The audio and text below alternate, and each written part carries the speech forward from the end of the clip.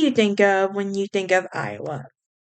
Surprisingly, there's an Amish community out there. There's also a Mormon community out there as well. Did not think that. Did not think anything really happens in Iowa, but here we are. Did you know they have a football team? I'm kidding. I'm a college football fan, so of course I knew they had a football team. But anyway, welcome to Down the Rabbit Hole. My name is Breezy, and here we go over topics such as paranormal activity, urban legends, weird history, stuff like that. If you're new here, hit that like button, ring that bell for notifications. Also, please subscribe, help a girl out. Today, we're going to be talking about a manor in Iowa, particularly in Milton, and it is called the Malvern Minor. Um, Now, before I do jump into this episode, I do have a bit of a speech impediment, and I also have a very thick Southern accent. So if that's something you don't feel like listening to, I completely understand. But with that being said, I'm going to jump right in, shall I? Well, the pioneer village of Milton was established in the fall of 1869, and it was later renamed Malvern, where it was discovered that there was already another Milton. When it was already discovered that there was another Milton, Iowa, and it was one of the communities in the area that came into existence when the completion of the Burlington and Missouri Rivers Railroad on November 18th, 1869. John D. Paddock and his bride were the first residents of Malvern, and they arrived in September to put up a small 1 by 1.5 story building. And they served as their home in the community's first door. Now, the completion of the railroad soon brought a flood of new residents into business enterprises. White Cloud, a town of perhaps 200 people, and a variety of businesses that were located along about where the present Weebush Trace Nature Trail crosses the Nishan-Botna River, 3 miles southeast of Malvern, and it soon closed down the railroad, and it built just 2 miles north. Several business enterprises and White Cloud residents moved to the Malvern. Now, Malvern grew more explosively in its first 2 years. In its fifth year, Mrs. Paddock reported in its brief history of Malvern that it has a population of 800. It has served in a particularly productive farming area.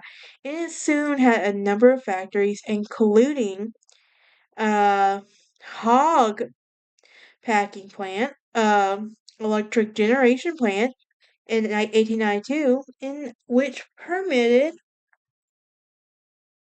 um, a municipal water system in this early parts of the 20th century, developed a variety poultry industry at the time of its finished employment for up to 200 people.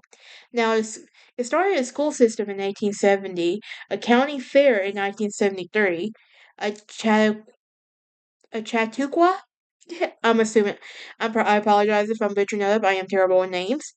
In 1905, built the town library in 1916, even the present Liberty Memorial Community Building in 1926.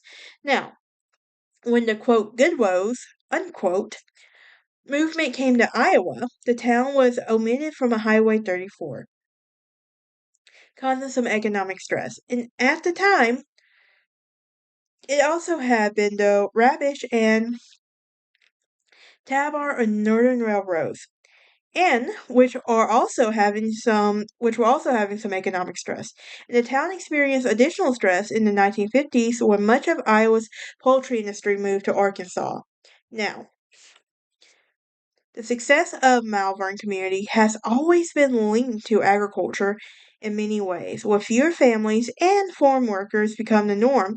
In the 60s and 70s, especially in the 80s, the economy of Malvern suffered as well, losing many as well as established businesses that has long lined the streets in this community. Today is a rural community with golf courses, swimming pools, a new library, Carnegie Conference Center, an agricultural business and government offices, a bank, doctor's offices, the Mills County Fairgrounds, the Ravish Trace Nature Trail, and numerous other businesses. So, how does this lead to Malvern and his haunted man? Yeah, I cannot talk for some reason. And for those of you who say I sound like Joe Biden, that's okay, that's your opinion.